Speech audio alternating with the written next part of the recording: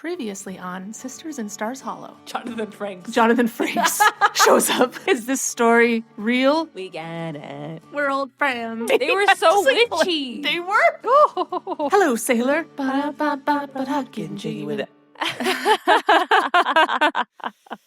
I loved last episode when we talked about the witches for some reason. The witches. Just like really funny. The fact or fiction moment. Also that. That's the part that got me. If that wasn't Rory there, who was it? And how did they know that it was time for Rory to come down the stairs? Yeah. I think I might have texted you this, but I forgot. Oh. But I did find a podcast where they watch You did. Beyond Belief. The show is officially called Beyond Belief, Fact or Fiction.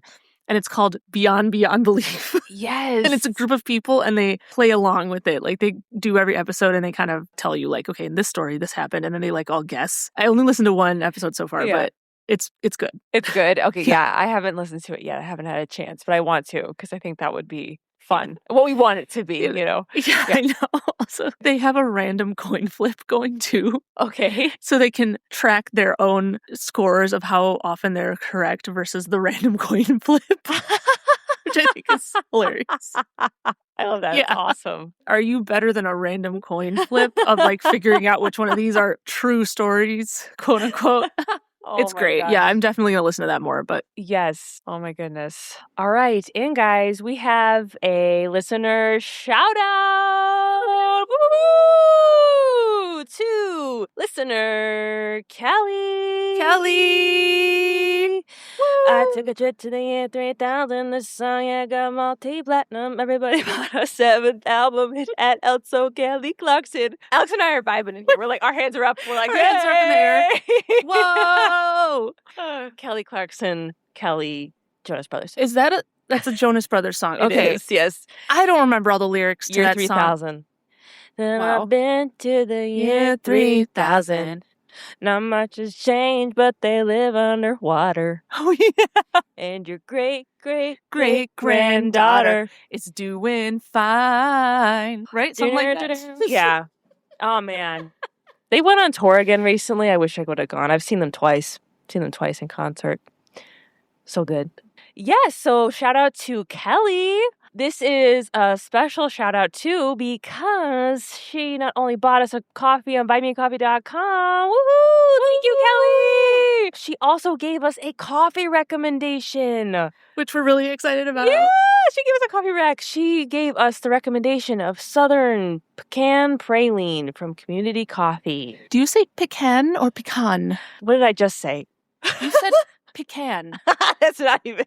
Which I think is actually not one of the official options. I think the two official by who? I'm just going to call it. Funny thing is, I usually say pecan, so I don't even know why I said pecan.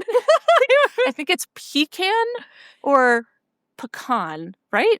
Okay. Wait a minute. Did I just say it wrong? Wait. I don't know. Now I'm confusing myself. The funny thing is, like, I don't even know what's going on. I usually say pecan. I also usually say pecan, but a lot of people say pecan. They say pecan. I think if you're from the South, you say pecan. Like pecan pie. Yeah. See, but that's the funny thing. I think when I talk about pie, I might say pecan pie. Pecan pie. That feels better to say, doesn't it? Pecan pie sounds wrong. But like if I just see a bag of pecans, I will call them pecans, not pecans. I don't know. It's like a weird thing. I don't know. Anyway. Either is fine. I won't judge. Either is fine. Either way. I'm going to say pecan because it's fun. Just for this recording. Okay. So it's pecan praline coffee. Southern pecan praline from Community Coffee. We got the coffee and we are drinking it. We just brewed it right before this. Yes. And I will say, I opened the bag and the smell of it was like, hello. Yeah, it does smell. It smells really good. It smells really, really good. And I'm really enjoying it. I just tried it right now. I'm really enjoying it. It's very delicious. Smooth flavor, not bitter. You hit on one of the important points too. Like the flavor that they put completely covers the bitterness of the coffee. Like, I don't taste any like coffee bitterness at all in this, which is great. But it's not overly sweet either. Yes. It's like a good balance.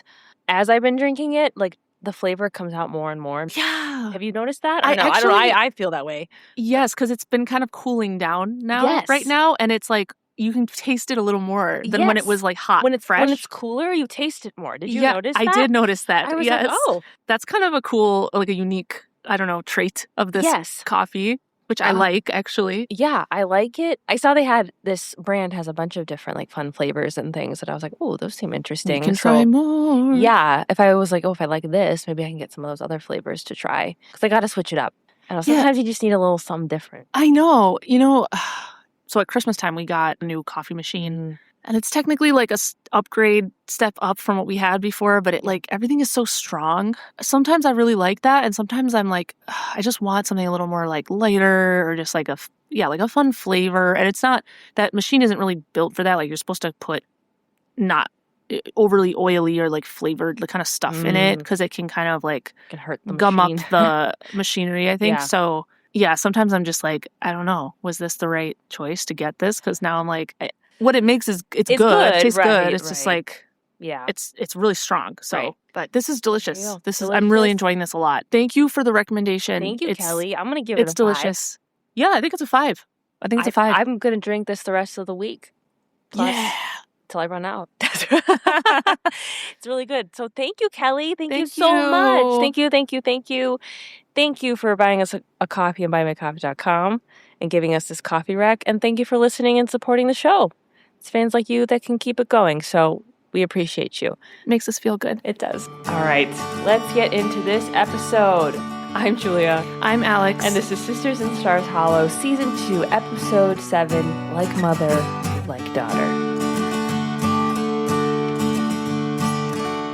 The episode opens and we're at Luke's. Lorelai and Rory come in.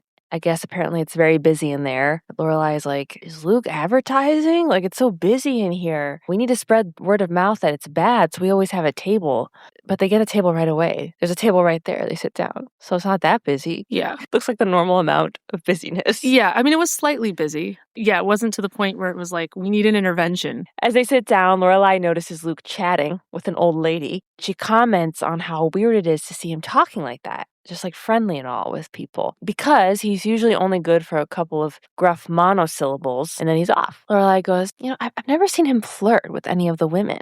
Do you notice that? And Rory goes, he's flirted with you numerous times. And then she says, flirt with him now. We need coffee. And then Lorelai starts waving a napkin and pretends to be like an old Southern lady. The subtitles said this. And she goes, oh, Luke, we're just dying for some refreshments. Luke yells across the diner, keep your pants on. And nobody flinches. Nobody looks up. Nobody turns. I would have been like, what?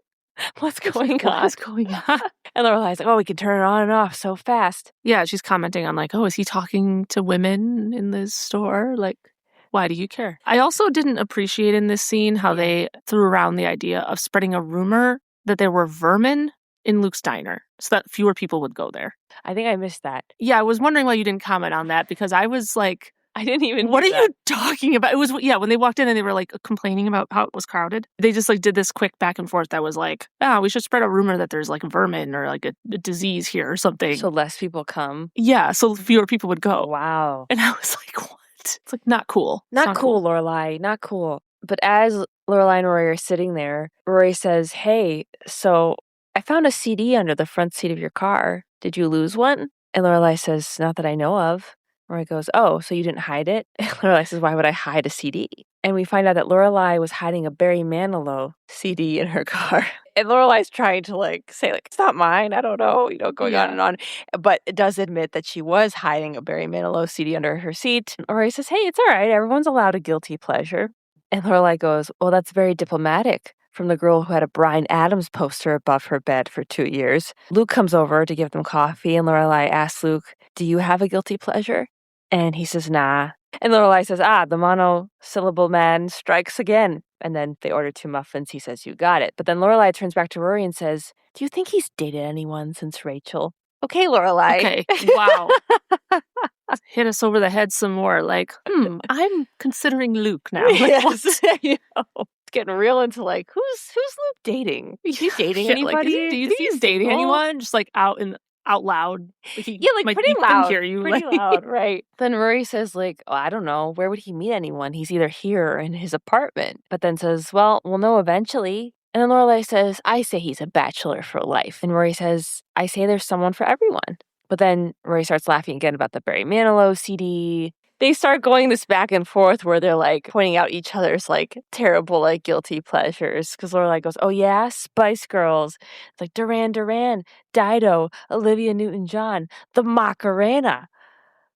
What's wrong with all these? I know, there's nothing wrong with all these things. And they're like going back and forth, and they agree that the fight was getting ugly and they should be friends again, and they clink their coffee cups, and it fades to the intro. They have a bit of a snobbiness with music, I feel like. That has come up before, hasn't it? Yeah. And I've experienced people that have had like snobbiness with their music, and you're like, oh, you like this? You like Bon Jovi? And it's like, yeah, what about it? Like, this has happened to me before. It's like, well, that's not real rock music. I never said it was. I never said it was. I just enjoy listening to his songs. I'm not trying to come up with a place like, this is incredible because X, Y, and Z. I just enjoy his music. Or like, that's happened with other things. Like, you like that? I don't know. Yeah, it's like, it's this other thing is way better than that. It's like, okay. So that can be true, and I can also still like this. You know what I mean? Like, I mean, yeah, I know exactly what you're saying. Luckily, I don't think I've ever encountered somebody like that, like in real life. I've seen it in, TV and stuff. Yeah, like that. That's actually happened to me before. That's irritating. Yeah. So what I was going to say about this scene is I thought they were kind of making fun of the Barry Manilow CD because I could have sworn there was a 90s Barry Manilow CD where he had like this really long hair and it was really kind of like a funny. But I think I'm thinking of a different artist because I just tried to Google it and I can't find that. So I might be thinking of something else. I thought that's why they were there. But I have now uncovered something else funny. Okay. Do you think this guy looks like Mr. Medina? A little bit. I feel like he looks from Mr. that Medina. Angle. Oh, what about this one? Oh, hello, Barry Manilow. There's a little bit of looks like Mr. Medina. Mr. Medina resemblance there. Maybe that's something. I don't know. I just thought this right now. I must be thinking of some other CD we had in the 90s that I could have sworn it was a Barry Manilow, but maybe somebody else. Anyway, I think that Beth, her family, they went to Vegas recently and saw Barry Manilow. Oh, yeah. He still performs. Yeah, in Vegas. Because he's like old, right? And she's like, he apparently has a new album that just came out. And it's like, very like sensual. Like, well, that's his whole thing. That's his whole brand is like, he's like a sex symbol person, I'm pretty sure. Like, I've never been like into Barry Manilow, but I'm pretty sure all of it's like romantic stuff. That is part of the. Okay, so that would make sense. Why it's like, oh, you're listening to Barry Manilow, like real, like it's like it's kind of the same as like, oh, I went and watched this, like I'm reading these sappy romance books or something, like kind of like that kind of a playful make fun of somebody, and that makes a lot of sense. That makes it really funny, and that's funny that he kind of does have a Mr. Medina type of look. Didn't realize that he looked like Mr. Medina until right now, like because I was looking for this one CD cover that I was like, okay, is this the CD she had? Because I knew you were gonna laugh at it. The one I'm thinking of, I knew you would think it's funny, like the way the cover is hard to explain. But now I'm like, he looks like Mr. Medina. That's hilarious. There is a little bit of a resemblance. There is. Oh my God.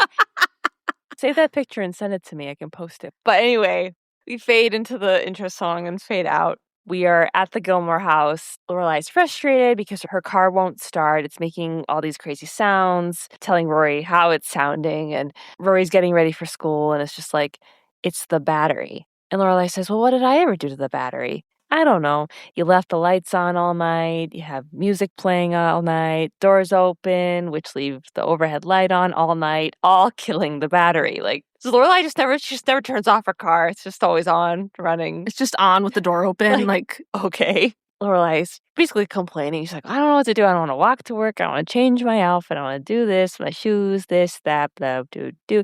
She calls Michelle at the inn. And while she's on the phone with him, Lorelai is getting distracted because Rory is shoving like tons and tons of books into her backpack. Like they don't even fit. I think a mixture of textbooks and leisure reading books. And Rory's complaining because her book bag is just too small. And Lorelai says, well, do you really need all of these books? And Rory's like, I need options. I need options for the bus, for lunch. I'm laughing because everything she was putting in there, it's like, these are very intense reads, very intense. Nothing light. Yeah, just something fun and light and just like passing the time. And yes.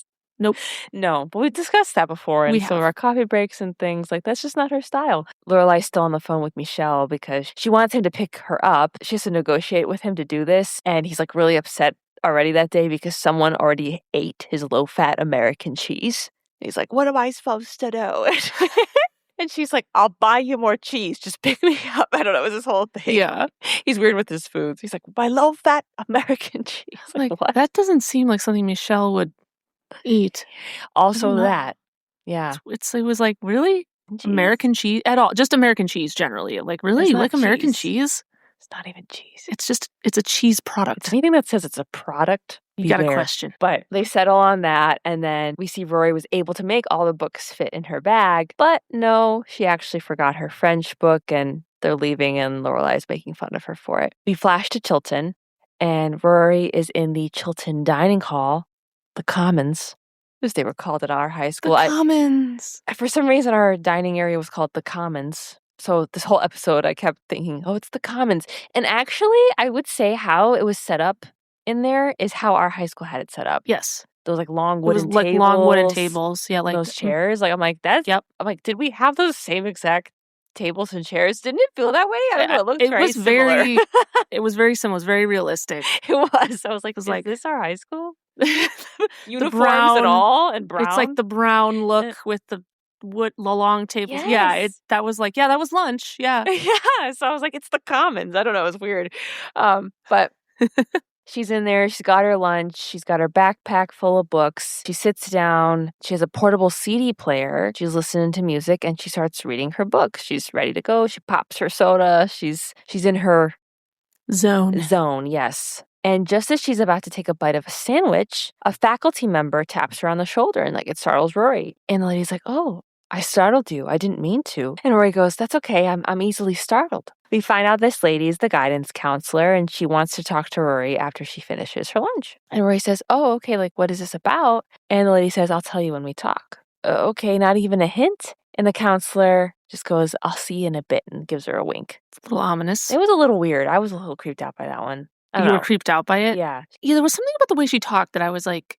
It was unsettling. Yeah, yes, it was unsettling. No, I mean, I wasn't like creeped out by it, but it had a certain like, it didn't feel real. I don't know how to explain it. It just was like, are you a robot? Yes, it was like robotic. That's why it was unsettling. It was like... It's like the uncanny valley feeling. Yes, it was uncanny valley. It was like, I don't know. So I was a little weirded out by her, but I don't know if that's like a spooky thing. It was maybe. It could be. I don't know. But Rory just left there. She's a little confused. We flash to the guidance counselor's office. Rory arrives. The lady says, "Don't worry about being late for your next class. I'll write you a note. If you are, I know from your records that you're a stickler for punctuality." Rory says, "Yes, I am a stickler. I only slipped once last year," and she retells the whole story about how the deer hit her car. Throwback to episode 4. I was like, throwback! Episode 4! Episode 4 is a great episode, it honestly, is. Of the show and our podcast. Yes. If you haven't, go listen to season 1, episode 4. It's just a fun episode. Oh my gosh, callback. This is great. Yes, call back to that. She retells that story. And Rory is kind of just stumbling over what happened. The counselor is just staring at her. And Rory goes, "It's kind of a big story for me. I'm surprised I don't tell it better." Yeah, I thought that was great. I love that line. It was so good. But then the counselor says, "Okay, well, why don't we get to why I asked you here? Headmaster Charleston brought you to my attention a few weeks ago. He's worried, and after observing you for a bit, I'm worried too. We've been concerned about your social behavior here at school. You don't seem to interact much with the other students." Rory says, "Well, I do sometimes, in class, all the time." "Yes, but rarely outside of class. At lunch, you're always by yourself." Rory says, "Well, that's when I catch up on my reading." The counselor says, "Well, the Walkman you wear makes you very unapproachable." Rory says, "Well, you approached me." The counselor says, "Yeah, and you almost jumped out of your skin. What does that tell you? That I'm jumpy? On the 4th of July, forget it. I'm a wreck." The counselor goes, "Denying the problem doesn't solve the problem, Rory. Unless something changes, this could affect your future." And Rory says, "I don't understand. I get good grades. Isn't that enough?" And the counselor says, "It's not, Rory. When we make a recommendation to universities on your behalf, the students' social skills are a big part of it. Universities don't look kindly on loners." And Rory goes, "But I'm not a loner." And the counselor says, "Really? What do you think a loner is?" And Rory says, "Loners are those guys that you see walking around wearing, I don't know, out-of-date clothing and bell-bottoms, and they tend to carry a duffel bag with God knows what inside. That's a loner." And the counselor goes, "Loners come in all shapes and sizes, even pretty girls. Just try to improve, Rory. Mix it up with others. Start with lunch." And then Rory goes, "Well, I don't suppose there's a lunchtime reading/Walkman listening club I can join, is there?"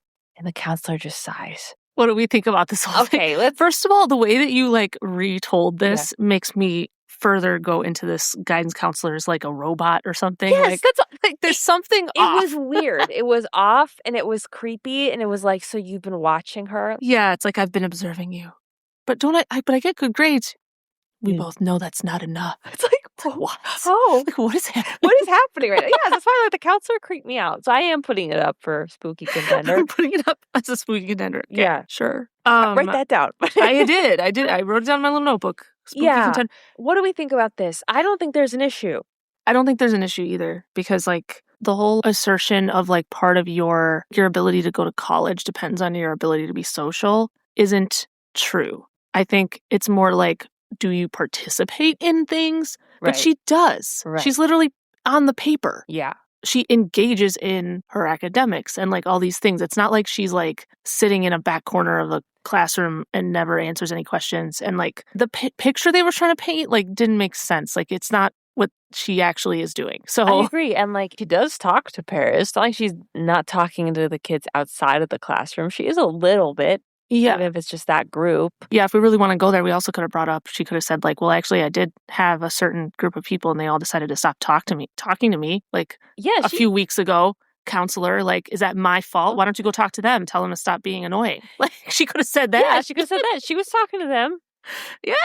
So I don't know. I don't agree with them. Yeah. I do agree, though, that it's like you haven't really made any other friends, though, at Chilton. Like, I do kind of find that a little strange. I feel like she would have made other nice friends. Like, there's nice people there, not just Paris. That I find a little strange. Also, she doesn't, like, know who anybody is. You know what I mean? That's a little strange, too. Yeah, like, she doesn't know who those girls are at that one table. Like, she would know. You would know who those are. So I guess, like, from that aspect of the thing, like, yeah, I do find it a little strange that you don't have other friends at Chilton besides, like, Paris, who you don't even like, you know? Yeah, I agree with you here. Yeah. What I don't agree with is how the staff handled the situation. 100%. Yeah. They could have approached her and been like, is everything okay? Or like, you know, in your social life, like just asked her. Right. They didn't do that. They just came in and were like, change this, you know? You're a loner. Like, am I? I don't know. They didn't even like talk to her or ask her what's going on with your friends and what's going on. Like, do you have friends? Like, she could have been like, yes, I literally have a boyfriend and I have a best friend. They don't live here. They're like not at school with me. Like, oh, okay. Like, they could have just asked her that. Right. Then it wouldn't be a show. So if things were resolved easily, it wouldn't be a TV show. And we wouldn't be here. So fine. But anyway, so we flash to the Gilmore house. Rory and Lorelai are on their front porch rehashing what just happened. And Lorelai says, well, what does she want you to do? And Rory says, mix it up, I guess. I don't know, that means going up to strange kids at school and saying, hey, mind if I awkwardly butt in where I don't belong, where I don't want to be? That's true. Yes, that's it. It is. Yes. That'd be so uncomfortable, you know, just be like, hey. And then you really are going to be a loner because people can be like, that weirdo keeps coming up and just being like, hey, I'm Rory. It's like, oh. Hey, I'm Rory. She's like, whoa. But Rory is right. And it's like, oh, they're forcing me to do this. So now I have to like figure this out. But in this moment now, I'm like, how did I even make friends? In high school? Yeah. You don't remember? I don't know. I just like, I have memories of just like kind of like I was walking and they were also with us, like walking from something and you just say something to them and then all of a sudden you're just friends. Like, I don't know. That's great. For me, it was because I played volleyball and the volleyball practices started before school as a freshman in high school. So I met a bunch of people that also played volleyball. Really, like a bunch of those girls ended up, I was friends with them like all of high school because they were just the first people I met. And then the second wave would be like people that also did like drama club and like speech stuff. Yes. Would be like the second wave of me getting friends. Yes, I had my drama club friends, but that was, you're just in drama club together. So you kind of like become friends that way. But it's like my best friends were the people that did both those things. They did both those things. They were like in the volleyball group that I met at the beginning and they also did drama club stuff were the people I was closest friends with, I think. Well, mostly. For sure. Yeah. Yeah, no. So, see, that was my... Yeah, I don't know. My closest friends weren't even in the drama club. Still friends with them. I was good friends with them. But it was like the people that I still talk to today. Yeah. No, we're not. They weren't the drama club people? Mm-mm. Interesting. Mm-hmm. Yeah. Yeah, but it's just like funny how that stuff happens. Like, because I'm like, I feel like this happened in college too. Again, it was like, I had a first, like wave one of like my first initial friends were just people that I happened to meet at like orientation. Yes. Like the first week. And that's who I was friends with now. Because that's just who I met first. Like my best friends from college. One of my really good friends, I met her in my orientation group. She didn't even live in my building. She lived in the building across. But I just like, I don't know. It was one of those things. We were just walking. Yeah. I was like, I like her energy. I like her vibe. And I was like, hey, you want to get lunch after this? And she was like, yeah, sure. And then we were like inseparable from there. There you go. And then I made friends with all the people in her quad area. And like, we're all best friends still today. That was the first wave. I mean, it's just crazy how that works. I know. It's really cool. Anyway. Yes. Rory has the ability to make more friends if she wanted to. If she wanted to. Lorelai's talking to her about this. She's like, this is ridiculous. While this is happening, we see Kirk is trying to fix Lorelai's car. He has a random piece of the car being like, hey, Lorelai, do you know what this is? And she's like, no. And he's like, darn it. He's covered in car grease and oil. His hair looks fried. I mean, he's just like, does he even know how to fix cars? We don't know. But we're back on the porch. Rory just goes, I don't know, maybe there is something wrong with me. Maybe I am a loner. I mean, you were mocking my backpack today. I'm just one step away from carrying a mysterious duffel bag. Lorelai's like, no. Don't you go doubting yourself. Don't go doubting who you are. How dare this woman do this to you? And Rory says, it's not just her. This whole meeting was Headmaster Charleston's suggestion. And Lorelai's like, well, good. You know what? It's time I called that old schnickel Fritz Charleston to tell him, stop messing with my kid's mind. Basically, she's like, Chilton tries to stamp out any idea of individuality, and I'm not going to let that happen. Then Kirk appears saying the car is fixed. He says, yeah, I found a loose terminal. I reconnected the battery and jumped it, so it's all set to go. And he says, I'm not going to charge you for the time I spent being stuck underneath the car. But then he says, and you know what? I just want to say that I overheard you, and you're absolutely right. I carried a duffel bag and ate lunch by myself my entire school career, and I turned out just fine. Nods his head and walks away. And Rory looks so concerned at her mom, like, oh my God, see what might happen to me. One of my favorite moments of the whole episode. You're absolutely right. I carried a duffel bag and ate by myself at lunch for my entire school career. And I turned out completely fine. He's so like determined and he just like walks away. Yeah. Just like, And Kirk is like so nuts.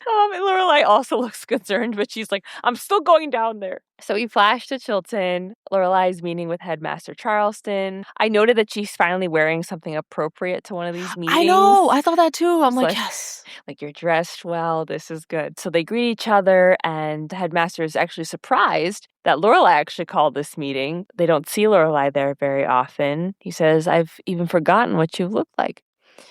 And they get to the point of why she's there, and Lorelai says she wanted to talk about Rory and this ridiculous accusation about her being a loner and how that's somehow something bad. And he says it is bad. She says, no, it's not bad. It's just her. I raised Rory to do what she wants as long as she doesn't hurt anyone else. And I don't see how her reading a book or listening to a Walkman is hurting anybody. And he says, it's hurting her. And Lorelai says, I respectfully disagree. And then he goes, that doesn't surprise me based on my research. When I saw your name on the appointment list, I decided to have a look at the file, but not Rory's file, Lorelai's file. And Lorelai's like, what? I have a file? She goes, it's tiny.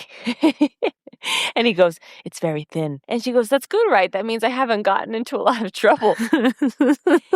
And he says, no, that's actually bad for a parent. It means lack of participation. Lorelai says, I've participated in stuff. And he says, you attended a bake sale and promptly left without fraternizing with the other parents at all. And Lorelai's like, I'm busy. And he's like mother, like daughter. And ends up giving her a list of clubs and activities that all could benefit from her participation in them. And she's about to protest this, and he cuts her off and says, we're all busy, but I hope you're not too busy to do what's best for you and what's best for Rory. Don't you want what's best for her? You know, and she's like, okay. And he's like, great. So let us know what it'll be. She says, okay, and is about to get up to go. And then she goes, oh, may I go? He says, yes, you may. And then he says, I'm glad you came in today. It was a good idea. She's like, yep, I'm just full of good ideas. There's no way. This whole interaction is like, what is it? Okay, first of all, they have a file for the parents. No. Yeah, I don't think so. Yeah, school like that, you know what? They might have a file on parents and families. You know what that file has? How much money they've donated to the school. You're right. You're totally That's all right. that has in it. I'm speculating here. That might not exist at all, but it might. Oh, they're definitely keeping tabs on which families have donated the most money. Similar to a college where they might do something like that similarly. Like keep track of that if you've made donations or whatnot and supported the school or something. That might be real. This is not real. No. It's almost a spooky contender. All I have in here is that you went to the bake sale and you left quickly without talking to anyone. Oh, so you were watching me at the bake sale? Who's watching? Yeah, who's watching all the parents and taking notes on what they do? That's kind of creepy. That's a little creepy. Yeah. There's, I think, a theme throughout this episode of like eavesdroppers and like people that are like scouting the school and like watching like who's coming and going and what they're doing. I'm like, are there people employed here, like secret people that are like going around the school? Seriously. Actually, you know what? Write that down because write what down? There are secret people like scouting and like keeping tabs on literally all the students and their parents and what they're doing. Secret people keeping tabs on all the students and what they're doing. And parents. The students and parents, yeah. Yeah, it's like, where was he? Was he like watching from a window? How did he know that she left the bake sale in a hurry? Yeah. How did he know that? Who told him that? There's secret spies. Somebody told him. Somebody also had to write it into this file. They had to write it down and file it into like useful information. Lorelai Gilmore went to this bake sale and then left. And she didn't talk to anyone. Write it down in a file. Write that down and put in her file. Her permanent record. Her permanent record. Yeah, it's a little scary. This place is pretty intense. Watch your back. You gotta watch your back. Watch your back at this place. Always keep your eyes about you. Your wits about you. Keep your wits about. Wait, did you combine two things? Keep your eyes about you. Yeah, I think you're right. I think it's just keep your wits about you and your eyes peeled. Is that the term? Keep your ears. Ears open. Wait a minute. Keep your ears open and your eyes peeled. I don't think so. I think it's keep your eyes open and your. No, that's your ears peeled. Your eyes peeled, like so they're they're open, like okay, like peeled as in like your eyelids are not over your eyes, peeled back like eyelids. Now I gotta look this up. I'm laughing. So I've never thought about the keep your eyes peeled phrase. I've never thought about it closely enough until this moment. So keep your eyes peeled is an idiom that means to remain alert, watch carefully, or be on the lookout for someone or something interesting. But are you also supposed to say, not supposed to say, but can you also say, keep your ears open and your eyes peeled? Is that a thing? A combo? The combo, yeah. Can you say? They're going to be like, yes. Yes, that is English. Yes, it is. Yes, you can absolutely say, keep your ears open and your eyes peeled. AI summary. AI summary. Combining these two idioms is a great way to tell someone to be completely alert using multiple senses. What it means. Eyes peeled. Wait, what? This is hilarious. We know what it means. Eyes peeled. Watch carefully for visual signs. Ears open. Listen closely for sounds, announcements, or rumors. And what I said was keep your eyes about you.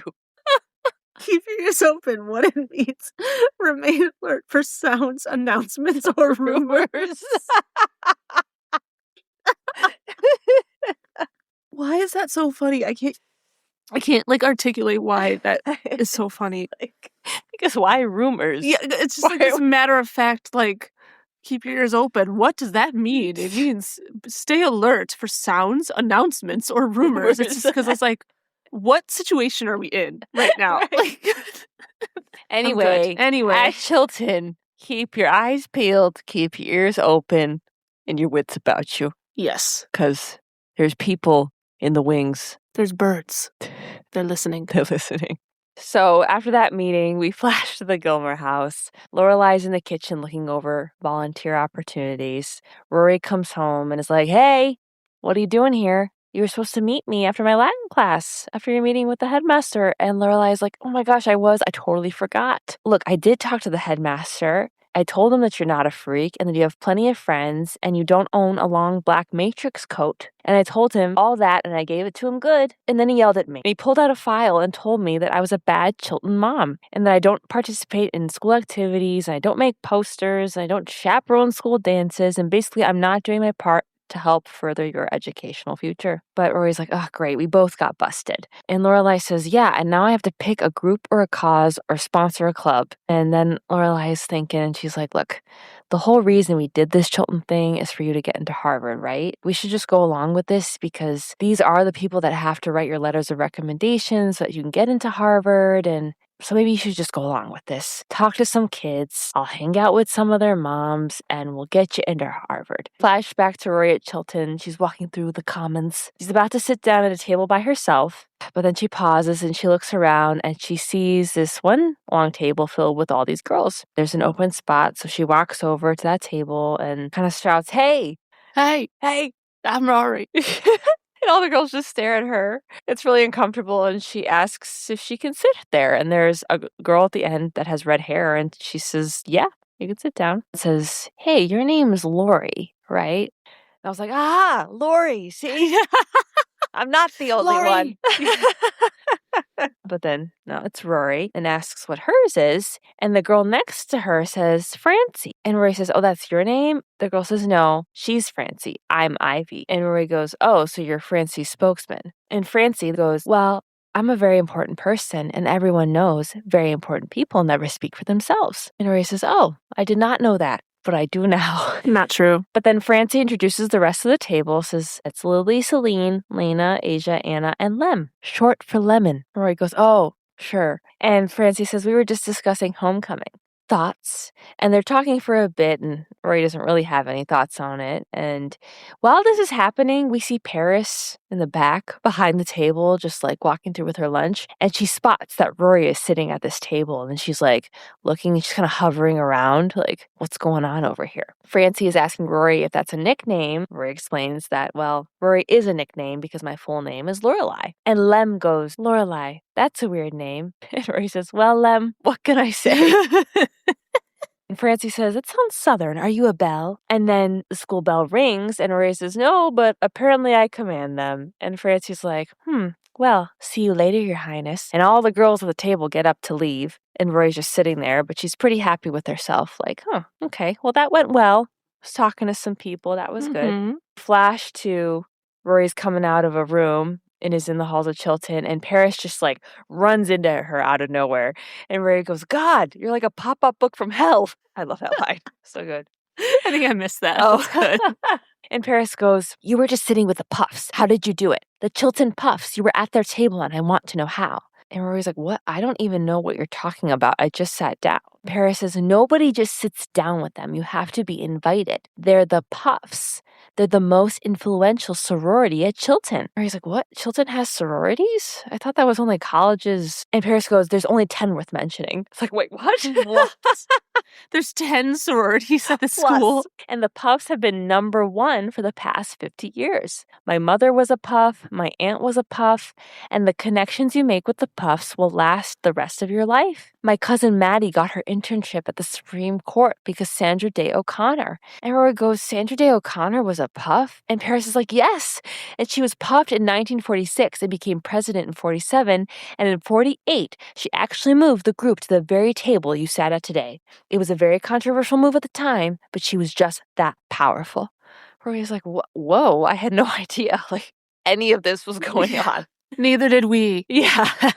Paris goes, "What did you say about me? Did you tell them you hated me?" And Rory's like, "What? I didn't mention you." And Paris says, "Because I've been killing myself trying to get invited.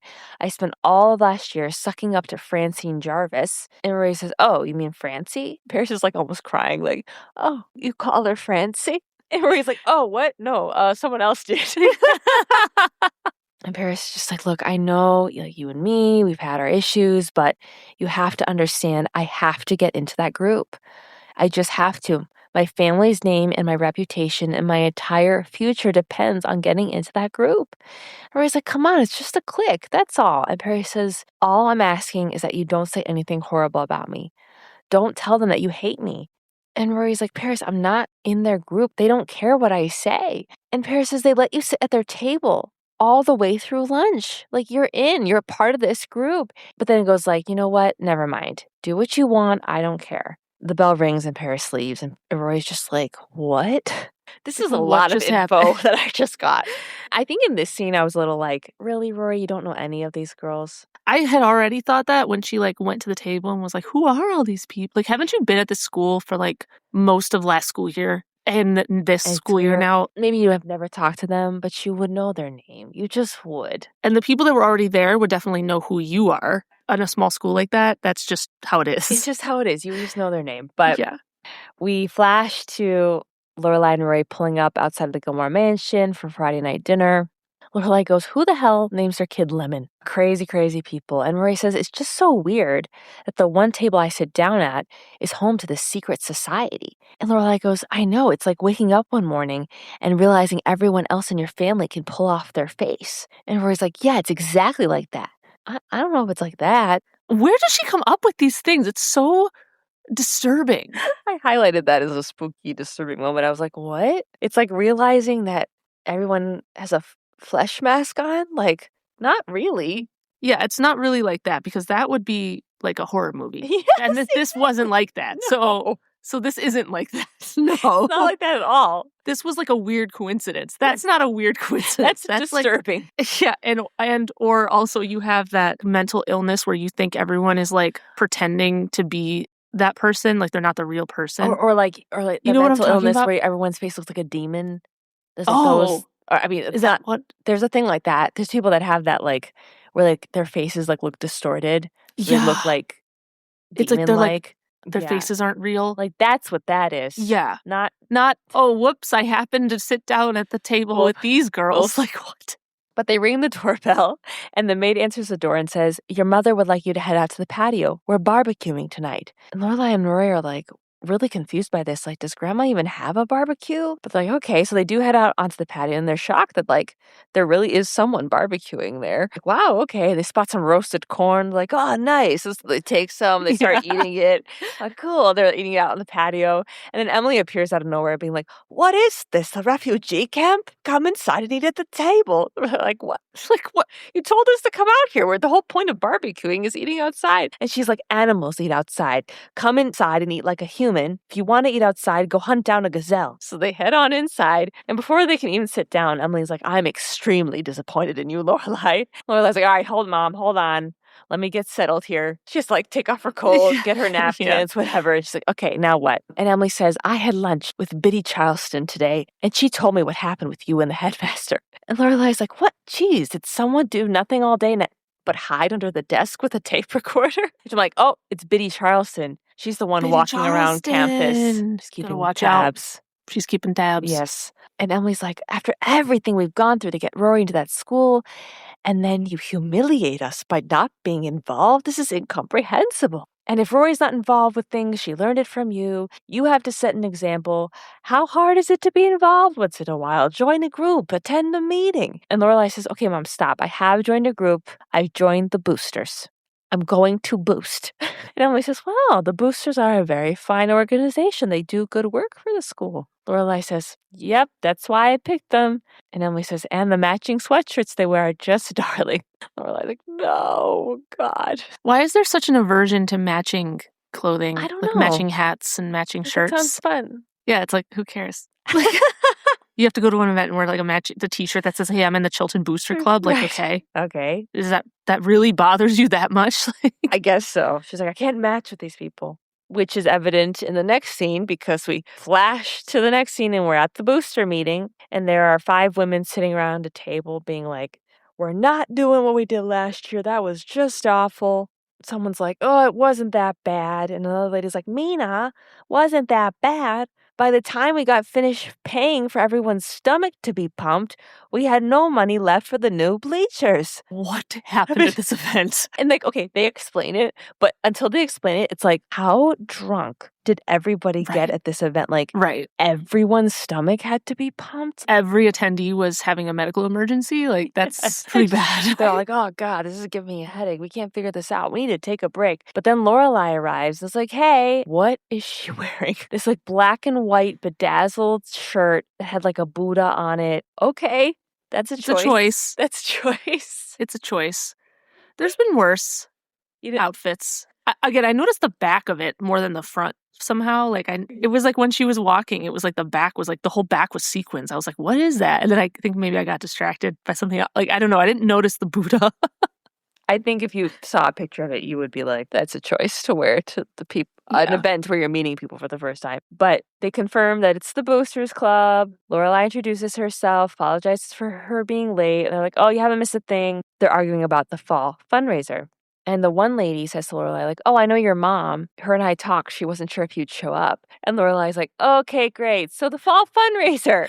Let's talk about that. What's happening there? And the head lady's explaining that last year they usually have this luncheon with a silent auction and a salsa band. Which one girl's like, the salsa band is amazing.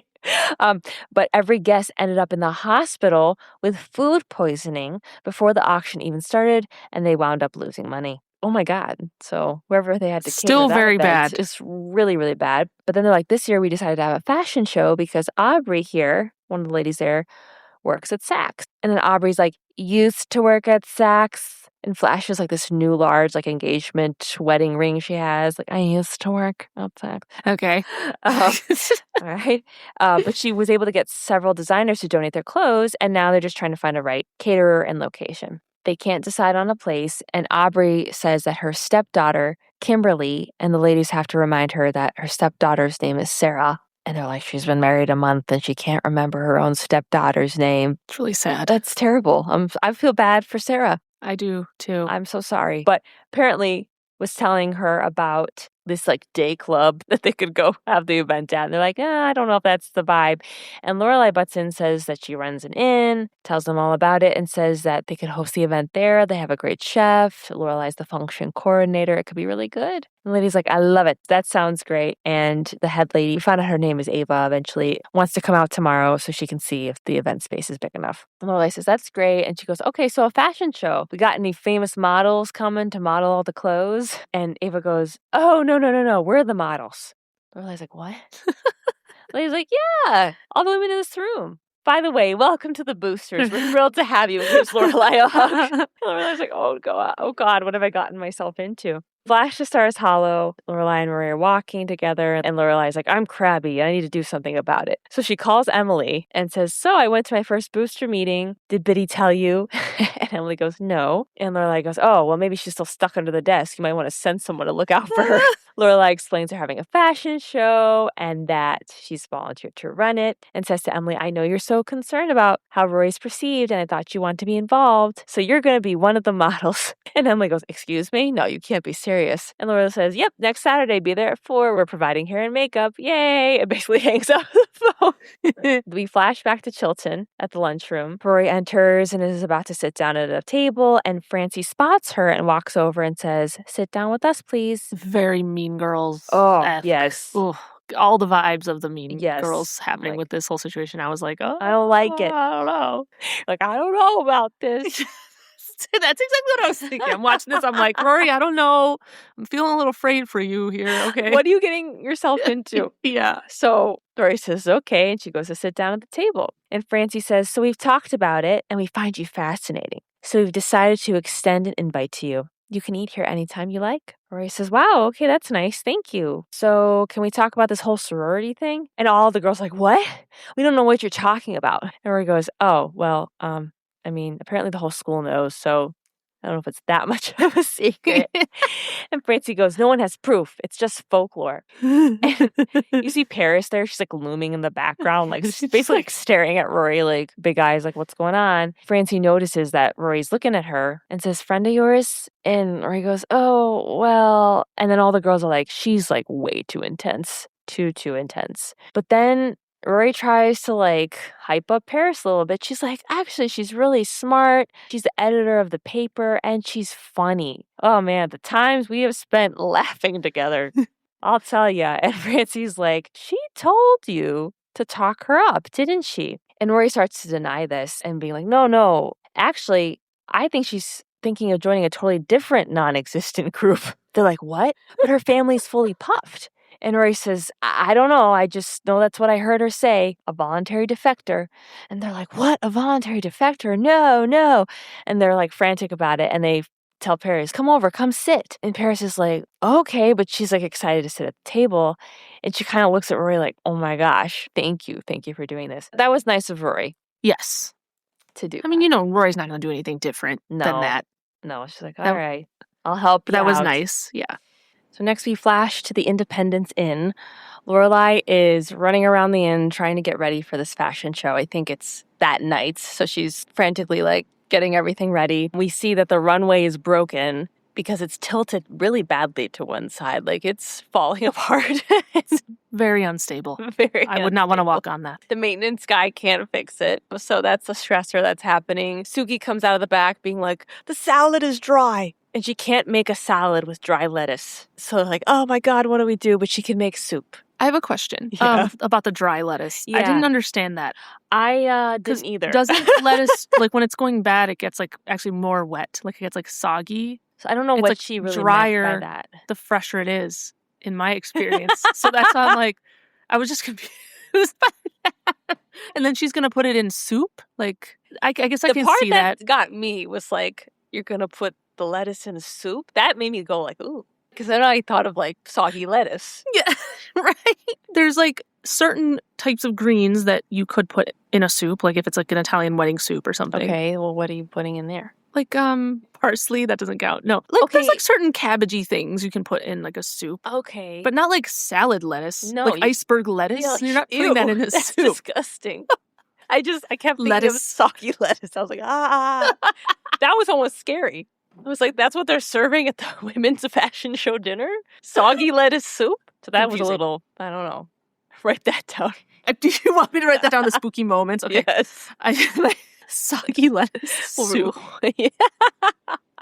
Oh, man. But they settle on the soup. At that moment, Luke arrives with his toolbox. He brought his handy toolbox with him. She tells the maintenance guy that's working on the runway to get out of there because Luke is here. He's going to take a look at it and fix it. And the maintenance guy's like, hey, I put that together. And they're like, yeah, and it's broken. So please leave.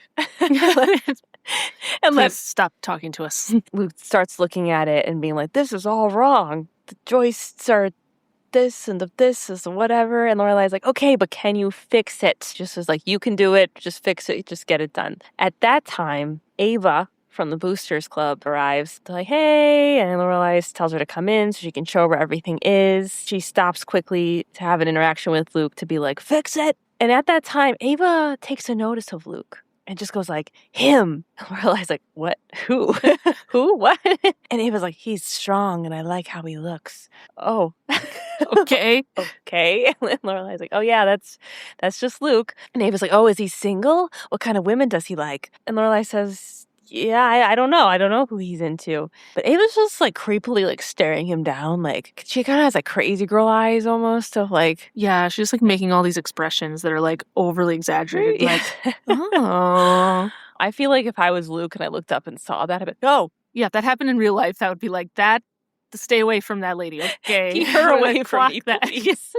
But yeah, so she's staring at him down. Emily arrives at that time. I think Emily's a little stressed out. She's like, oh my God, this place isn't ready. What am I wearing? What am I doing?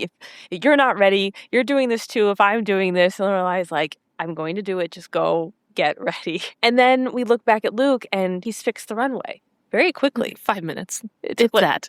And then Luke says, yeah, I'm going to stick around just to make sure nothing happens. And Lorelai is like, oh, okay. And he notices how she says that. And he's like, what, you don't want me sticking around? Is there a reason I shouldn't stick around? And he's like, because I'm doing this for you. So if someone goes and breaks their neck and whatever, and she's like, all right, fine, it's fine. Just stay. But I'm sure she's thinking like, I'm in the fashion show. And I didn't want you to know that. I don't want you to see me in the fashion show. There's people that are attracted to you here. Yeah. I just want you to leave. But she's like, no, it's fine. Stick around. So Lorelai heads back to the dressing room area, sees Emily is standing there. She isn't dressed yet because she was waiting for Lorelai. They go to get their outfits, and we find out that they are a mother-daughter team. They try to protest that almost, and the lady's like, nope, I have one set of mother-daughter outfits, and that's you. Here you go. You're it. They're like, okay. And Lorelai opens one of the bags and is like, oh, God. But we don't see like what's inside. We flash to the start of the event. There is a lady announcing all the proceeds of this event will go to the new Chilton Auditorium. But enough about the kids. Tonight is about us. This is the Saks Fabulous Fall Fashion Extravaganza. Girls Just Want to Have Fun starts playing, and all the women are coming out in their outfits, coming down the runway. And then we see Lorelai and Emily come up, and they have these complementary matching red outfits. Lorelai's in this like red coat dress, and Emily's in this like matching or complementary like red jacket, skirt, suit type thing. Emily is loving it. She's just like, she is going down this runway like, okay. Here we go. She's dancing. She's twirling.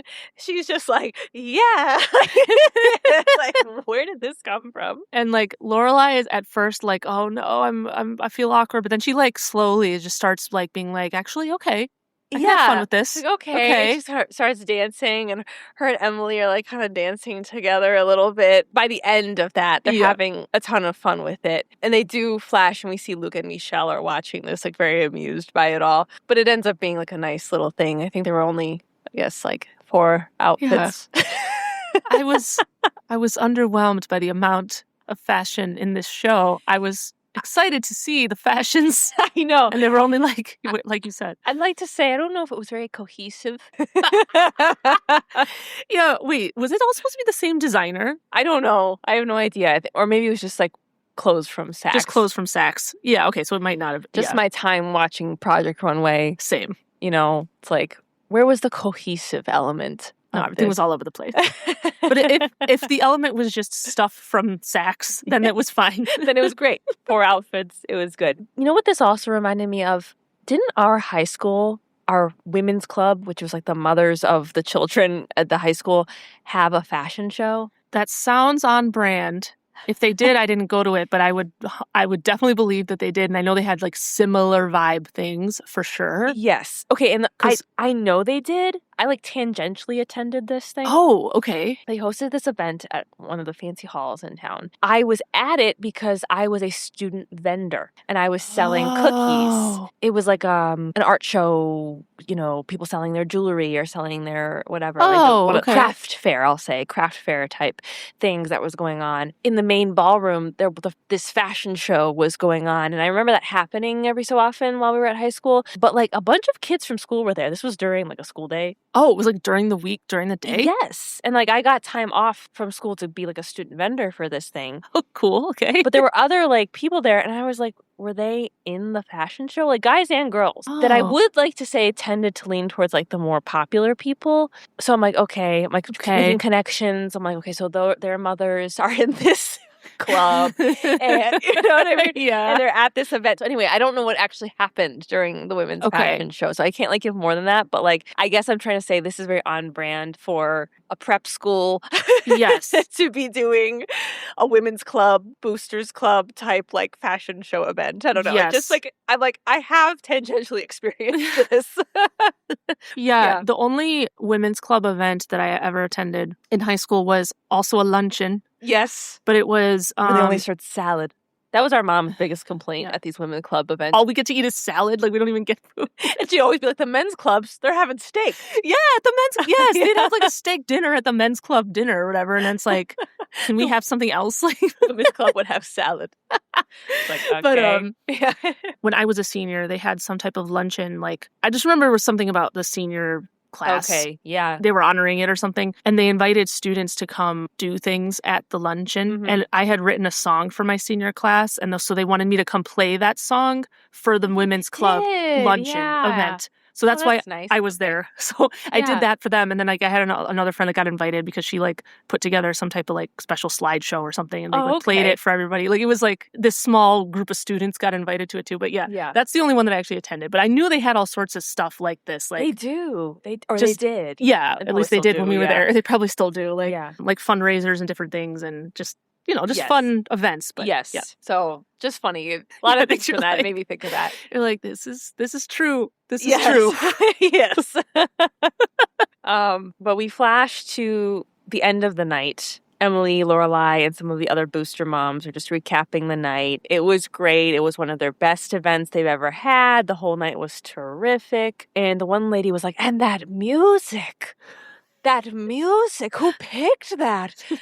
That was amazing. And Lorelai's, oh yeah, that would be me. And it's like, it was just girls just want to have fun. Like, a very popular radio hit that everybody knows. Like, okay. But they're like, oh my gosh, the whole night was amazing. Everyone's happy. Emily is looking at Lorelai being like, you had a big success tonight. Everyone's thrilled. They adore you. Isn't it funny how nicely you seem to be fitting into a world that you ran away from? I'm just kidding.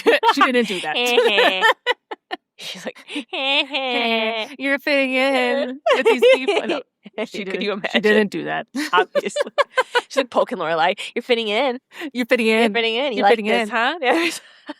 You like Krabby Patties. Yeah. You like Krabby Patty Squidward. That energy. It's that energy, definitely.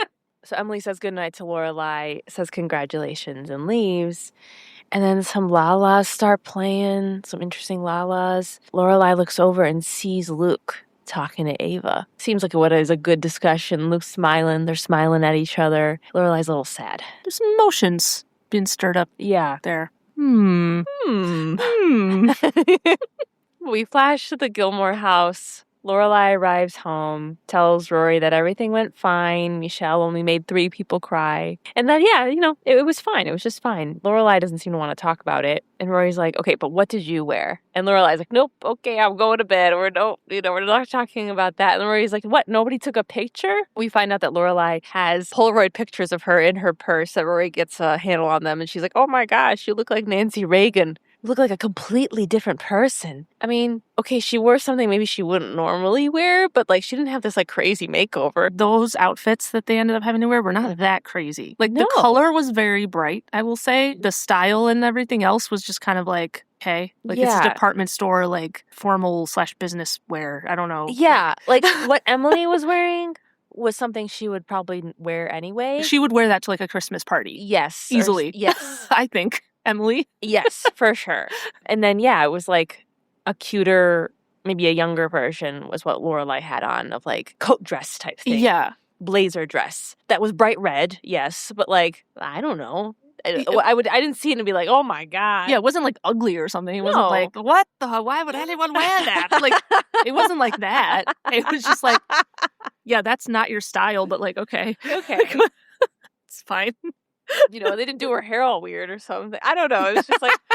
Can you imagine if they had done all their hair like in some crazy like avant-garde? Like... Yeah, it's like all this like craziness. Like, and Rory's like, wow, you're a completely different person. It's like, well, okay, I don't know about that. But Lorelai's heading to bed. And then before she does, she says, oh, by the way, I would put on your good pajamas, the cute ones with cakes on them, and brush your hair and put on a little lip gloss. Rory is like, okay, why would I do that? And Lorelai says, you're being kidnapped tonight. I got a call from Francie, and she and her friends are going to come in while you're sleeping, wake you up, and kidnap you and take you to breakfast in your pajamas. And Rory's like, what? No, that doesn't sound like fun. I don't want to do that. No. Does not like surprises like that. Lorelai says, yep, well, I was told to leave a key under the mat and some money on the table. Rory's just like, what? You said yes to this? Like, why did you say yes to this? I can't believe you're going to let a group of strange girls and come in and take your precious daughter away in the middle of the night. You have no idea where we're going. It's the middle of the night. Like, what is this? And Lorelai's just like,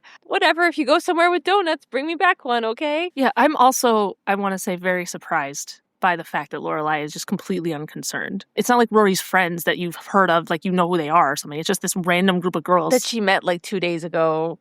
Like she had no alarm bells at all, concerns at all about like, I just want to make sure I really know what they're going to be doing. Like, and if she did, obviously we didn't see those questioning, but I got the sense of like, yeah, they're going to do this and have fun. Okay, bye. I was surprised by that. But if she had stopped it, then we wouldn't have more content to talk about in this episode. Then the episode would be over. Then the episode would have been over. And we can all go home. But we flash to that night. Rory is sitting on the couch in their living room. A vehicle approaches the Gilmore house, and Rory hears them coming and says, Mom, my kidnappers are here. Lorelai says, okay, go have fun. So Rory turns off the lights, runs into her bedroom, pretends that she's asleep. All the girls sneak into the house. I guess know where Rory's bedroom is. I guess Lorelai gave them a detailed description of where to go. Like, these people have been there before. So yeah, here's a key to our home. I won't be awake. You can just come in, go around in our house, and take my daughter. Goodbye. Okay, bye. This was a different time. Apparently. apparently. But yeah, so the girls sneak into Rory's room, turn on the light, and they're like, surprise! You can grab your shoes, but no socks. Let's go. And Rory's like, whoa, wow. This is a complete surprise. I'm so surprised. Wow. she said it was really funny. And she gets up to leave, and we see all of a sudden Paris appears out of this group of girls. She looks at Rory like, wow, so that's how you look when you've just woken up? And Rory's like, oh, yeah. Paris is just like, nothing in my life is fair. And we see Paris. She has like, Clearasil. Back in the day when Clearasil was all cream, over. She had spotted it on certain areas of her face. I'm saying Clearasil because I feel like at that time that was like the only treatment for acne. Yeah. And it's like just so white and like doesn't come off easy. And it's like just very clearly like. It wasn't like a go on clear, like you can't tell. Like it would be very obvious if that was cream was just like on your face. Like active. Yes. Yeah. Her hair is like half up, half down in this like knotted mess with the headband. And she's wearing a nightgown. Yeah, she was actually taken by surprise. She was. Because her mom clearly didn't tell her, do anything, or care, which is a theme with Paris. It is. And it's very sad. It is sad. But anyway. Yes, that reminded me of it was kind of like me not knowing what was going to happen in this episode. I'm watching this and I was like, oh, I wonder if they're doing something. We're going to like wake you up and surprise breakfast. Like, okay. And that would be a ton of fun. Honestly, it would. Actually, I'm like, yeah, someone do that to me now. I want to join a group. Surprise me. Let's go get breakfast. Let's go get brunch. Sandra surprise me in the middle of the night. Actually, you know what? That's what I want for my 30th birthday. Okay, I'll see what I can do. It might not happen on your birthday, but I'll see what I can do. Yeah, that's fine. My friends tried to do this to me. Do you remember that? No. I think it was for my 16th. My friends tried to like do a very similar thing where they were going to like come into my room while I was still sleeping and like sing a song, and they were like wearing masks and things, and then we were going to go. I don't remember this. Oh, wait. You don't remember this? Oh, okay, because wait, when you were 16? I was like around 16. You were there. Okay, I probably just, I don't know. And I wanted to go work out. We had like Zumba classes, the Y. Yeah. And I was like real into that time. And I was like, yeah, it's my birthday. I want to go do Zumba. That sounds fun for me at the time. And we were like doing that. You didn't want to go. And I was like, oh my God, come on. I was like getting frustrated. And you're like, maybe we should just stay and blah and whatever.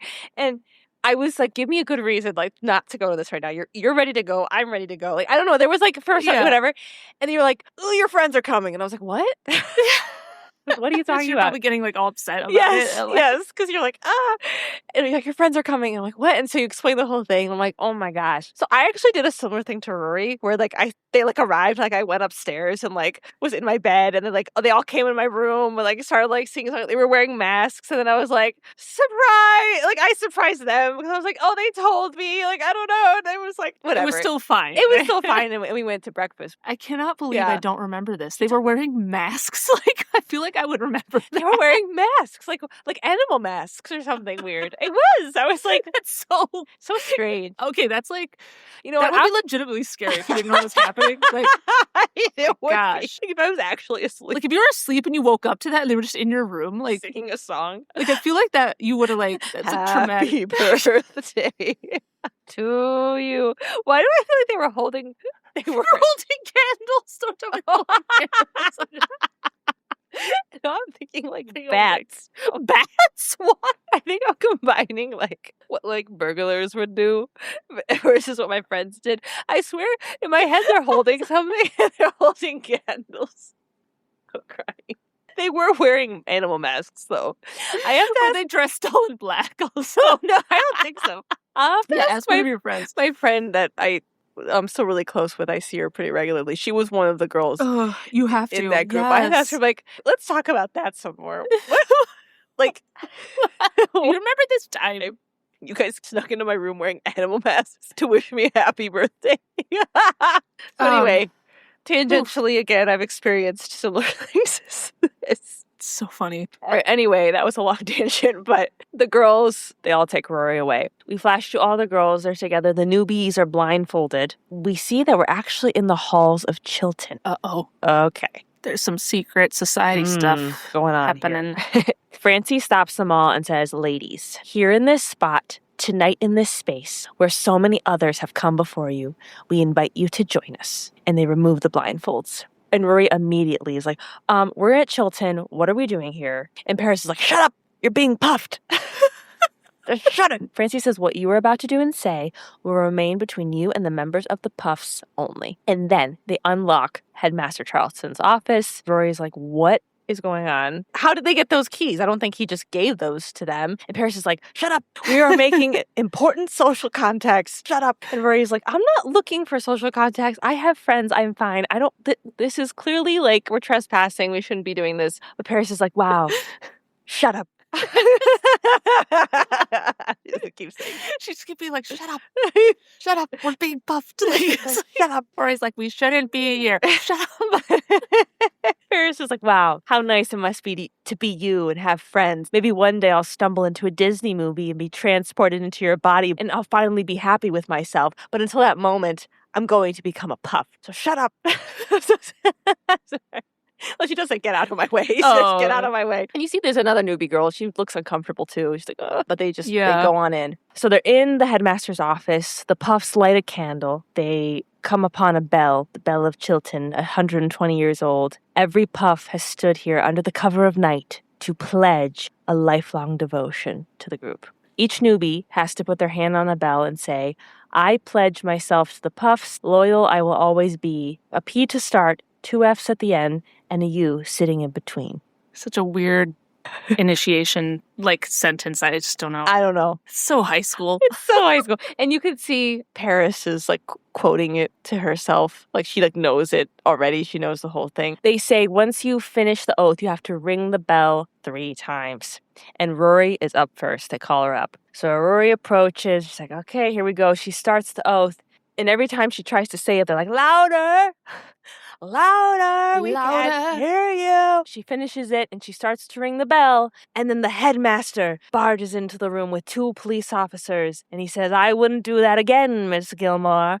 Dun, dun, dun. Oh, they've been caught. We flash to the headmaster, just giving them a lecture, a stern talking to. They're all in his office. And he's like, and how should we handle this? Suspension will be considered. Detention, of course, and extra credit. Rory mutters under her breath, this is unbelievable. And he's like, what was that, Miss Gilmore? And she stands up and says, this is unbelievable. And he's like, and why is that? And she says, because I didn't even want to be here in the first place. Things were going fine. My grades were good. I joined the paper. My routine was down. And I have friends. I have a steady boyfriend. And my mother and I are freakishly linked. And Lane and I have been best friends since kindergarten, but you don't see that because I don't live in this town. And if you don't see it, then it must not be true. And you lecture me because I rather read at lunch than endlessly discuss the euthanasia of homecoming. You told me and you told my mom that I needed to socialize, and if I didn't, it would be frowned upon, and it would hurt me getting into Harvard. And he says, well, I did say that. And she goes, so I did it. I sat down at a table, a random table. And Francie's like, what? Random? Random. And Rory continues, and the next thing I know, I'm being pulled out of my bed in the middle of the night, and I'm blindfolded, and before you know it, I end up here with the Ya-Ya sisterhood, reciting poetry and lighting candles, and now I'm going to be suspended because I was trying to do what you told me to do? What's fair about that? Yeah! Yeah! Yeah! Yeah! I loved this. Today is not that day. Yes! It is not that day! Epic. Keep going. So good. I loved that she did yes. this. Oh, yeah. The headmaster takes that in. At that time, the parents are starting to arrive, and so he dismisses the ladies. They're going to continue having this conversation, but he keeps Rory back. He says, well, maybe we should talk more about the fact that I do feel it is important for students to socialize, but maybe we were a bit quick to judge in your case. And he agrees to reconsider her suspension, and they'll talk tomorrow. Rory's like, okay. All right, thank you. Rory meets Lorelai in the hallway. Lorelai's like, what happened? Rory recaps what happened. And Lorelai's like, you got busted for ringing a bell? That's it? Were you at least smoking a Cuban cigar? Was there anything else that happened? They're like, nope, just the bell. Lorelai's making fun of the situation. But then she's like, okay, really though, how much trouble did you get into? Do I need to go talk to somebody? Rory says, no, I think it's going to be okay. And they leave. We flash to Luke's. And Lorelai enters and sits down at the diner bar. And Luke sees her and says, oh, it was a good party yesterday. I like the look. It was very high-class substitute teacher. They're kind of joking about it. And then Lorelai says, hey, so I feel a little weird even mentioning this to you. But yesterday I saw you talking to Ava. She's in my booster club. And he's like, yeah, I know who she is. And Lorelai's like, oh, okay, good. Yeah. So anyway, so you guys talking alone and it seemed kind of private. And she mentioned earlier that you didn't make her gag. So I just figured you guys were making some plans to hang out. And see, the thing is, that would be a little weird if you started dating a Chilton mom. I know I have no right to say anything to you, but if you could just not date her. I'm in the booster club with her, and I think things would, I don't know, like be weird, and I like to keep my Chilton life separate from my Stars Hollow life. So if there's any way you could not date her, that would be really great. And Luke's like, wow, boy, I gotta tell you, you got a lot of nerve. You got a lot of nerve. And Lorelai says, well, okay, I know it's your private business. And he's like, yeah, it is my private business. And she's like, you don't see any validity to my side? And he's like, I'm a grown man. You cannot tell me who to date. And she says, I'm telling you who not to date. And he says, you can't tell me that either. I will date who I like, and if that screws with your plans, then sorry.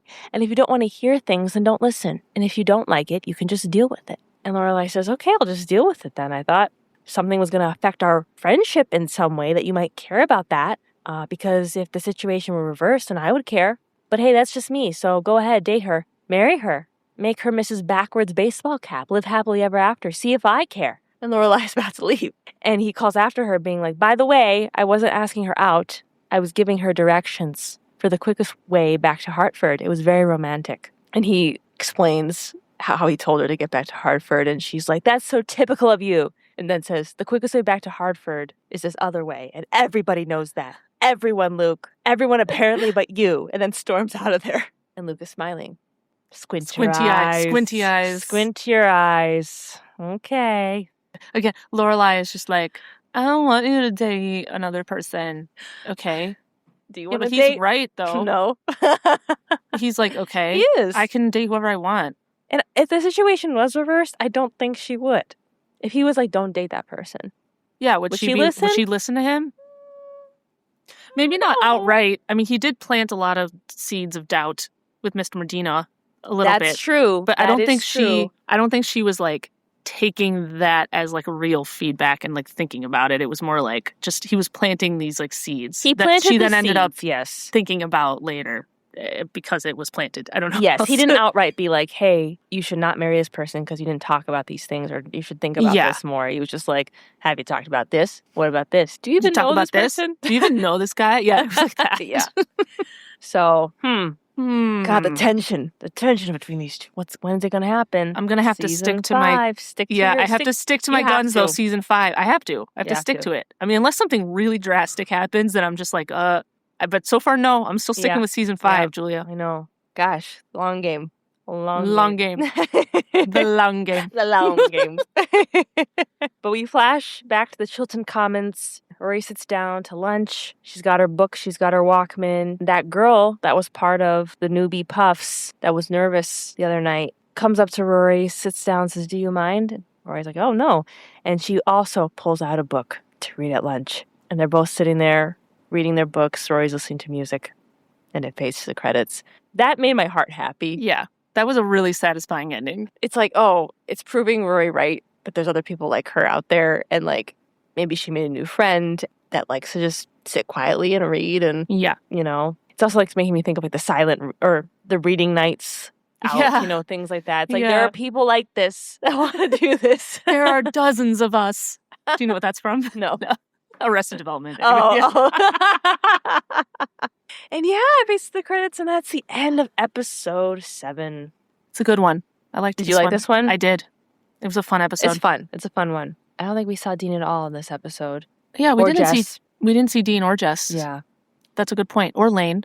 So my predictions last time were incorrect. So there's no forwarding of those storylines. Yeah, because I thought we would see some Jess or Lane this time. Yeah. Because it's been a while. And now it's like, okay, now we're really overdue for something. I'll get to that. But, okay.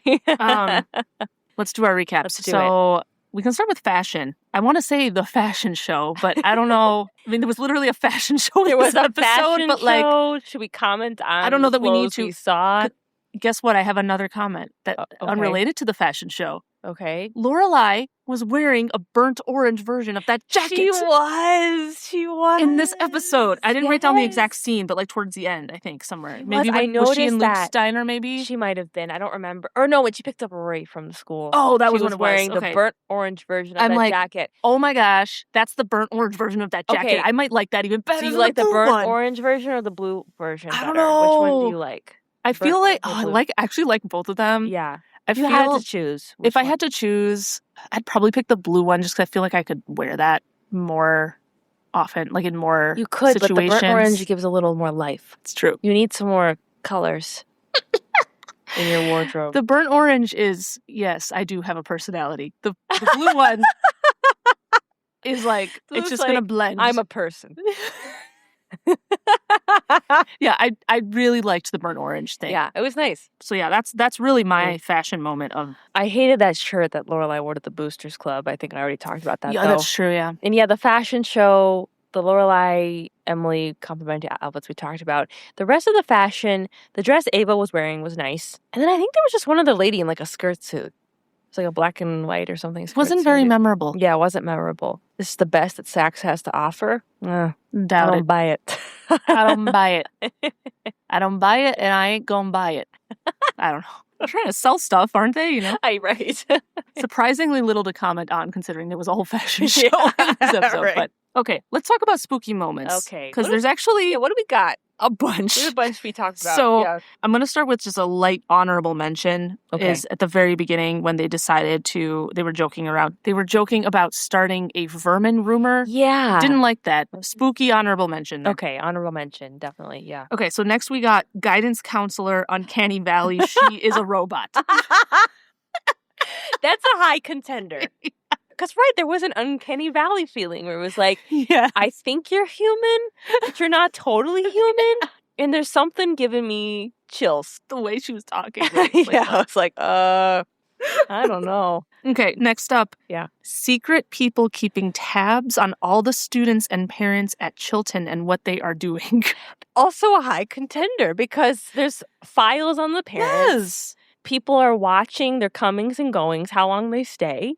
That's what we were talking about, like, keep your eyes peeled. Yeah. Also, they must have added some kind of security cameras or something, because how did the principal know that the puffs were there? How did he know they were there? How? He got alerted. Someone's at the school. Oh my God. Okay, do you think that Headmaster Charleston, like, has, like, a secret room in his house where he can, like, sit and, like, he's, like, watching, like, there's all the secret cameras? Doesn't he? He has a security room. He does. Yeah. Behind, like, a bookshelf or something. Yes. He's never, like, actually at the school. He's just, like, at his house. Or he, like, lives, like, on a little house, like, right by the campus or something. Oh, it's very possible. Yes. That's also realistic of real life, by the way. Is people live on the campus. Like, in, like, the separate housing was, like, right there. Because we had that at our school. Maybe he's, like, there and there's a secret room there. Yes. Where he's, like, just sitting, like, watching all the cameras. That's what it is. Listening to student conversations, parent conversations. It's a high contender. Yeah. Okay. Next contender, a quote from Lorelai. It's like everyone in your family can suddenly pull off their face. Oh, yeah. What was that? Oh, she was like, it's like waking up and finding out everyone in your family can pull off their face. Yeah, pull off their face. And they're like, yeah, it is like that. What? In terms of Rory just randomly finding this secret society at Chilton.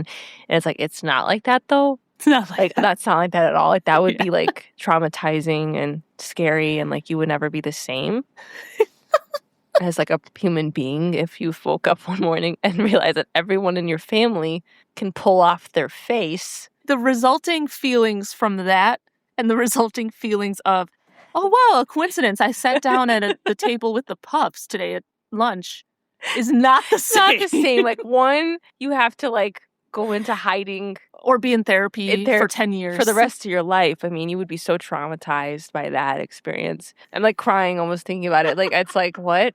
And the other one is like, wow, this is, like, kind of fascinating. So, I don't know. Yeah. I don't know if that wins, but it's just something to note where it's like, it's not. It gave us pause. It gave us pause. Okay. And then finally, final contender. Yes. Soggy lettuce soup. I forgot we even said that. I wasn't ready for that. Soggy lettuce soup. That's there, though. That is up there. That might be, Oh, man. if we had to rank them. Yeah, if we had to rank these. Okay, I don't know if I want to rank all. No. Sorry, but there's top 3. I was thinking of the Uncanny Valley, the hidden cameras, and the soggy lettuce soup.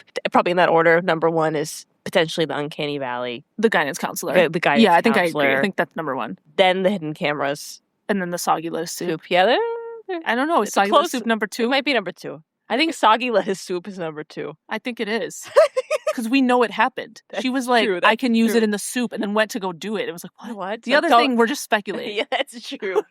You're right. They served soggy lettuce soup at this event. That's number 2. Yeah, it's a good list of spook in this one. Yeah, a lot of spook. A lot of spook. Is that usually used as a noun? I don't know, it is now. I just did it. All right. What about wholesome moments?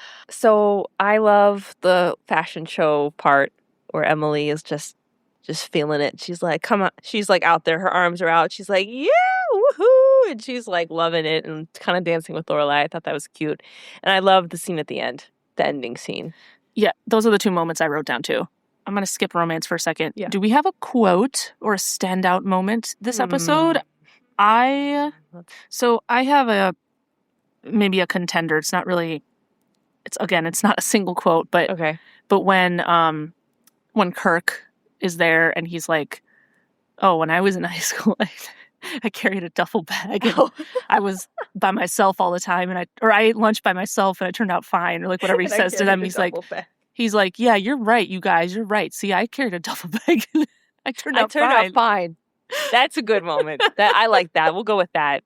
All right, let's talk about romantic analysis for a bit here. Well, we didn't see Dean. No. So I can't really comment there. We didn't see Jess. There's a lot of stuff going on with Luke and Lorelai. But as I already said a couple minutes ago, I don't think I'm changing my predictions at all. Mm-hmm. I'm still not. Mm-hmm. Yeah, and we'll be clarify what I mean. What I mean is like be officially dating. I don't think that will happen until season 5.